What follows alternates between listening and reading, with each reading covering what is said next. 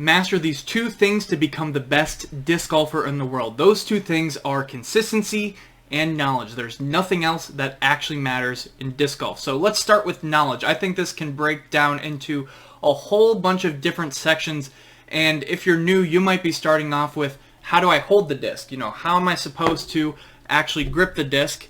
And then you've been playing for maybe a couple months, it's going to end up being like, what do these flight numbers mean? Which types of discs are going to work best for me? What does the profile on the disc mean? What can I expect from different types of plastics? And then when you're more advanced, you might be thinking of things like, how do I throw downhill into a headwind? What type of discs should I be throwing in that type of scenario?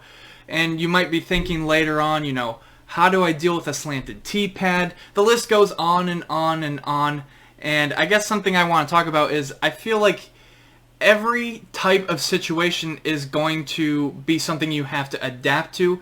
And part of mastering the knowledge of disc golf is playing many different courses, because you never know what you're going to face. You might see a course on camera but not know that, you know, it's actually uncomfortable to throw the shot that you're supposed to throw. You know, how do you deal with that in that type of situation? There's always things that are going to come up, even if they're really minor things that you may never think of. The other main thing when it comes to knowledge is knowing how to throw different types of shots when it comes to throwing a disc, because maybe you won't need it off the tee necessarily. I disagree. I think there's definitely some holes out there where you definitely should be throwing a sidearm or a roller or overhead or backhand hyzer. There's definitely shots like that in my opinion, but more importantly, let's say you throw that backhand, you need to be able to get out of trouble.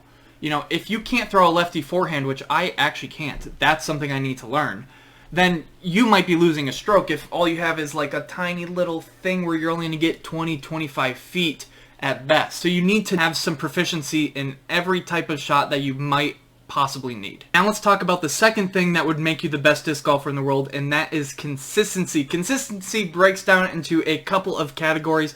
One of them being timing on your throw, whether it's lefty, sidearm, backhand, having everything kind of line up so when you throw the disc, it comes out smooth and pretty much the same every time. That's the goal.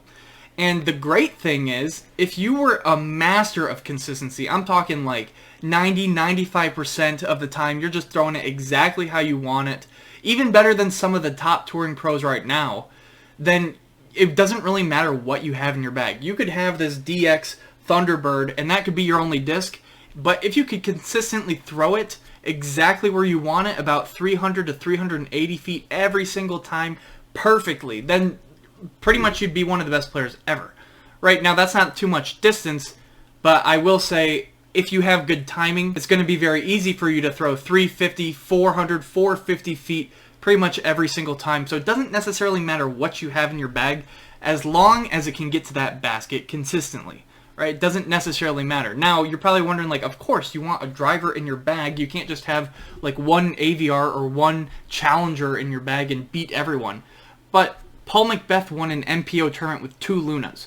Now, that's Paul McBeth, right? But Paul McBeth has a lot of knowledge, and he's one of the most consistent players out there, especially on the putting greens and the tee, right? That's why he's, you know, the 6-time world champion. He's hard to beat. He's very consistent. I think the other side of consistency, because we're human, you have to be able to control your emotions, right? I would imagine if you're extremely mad, even if you're Paul McBeth, that you can't throw it perfectly every single time, right? So whatever is going to affect you mentally, you have to be able to control it so you can still be consistent.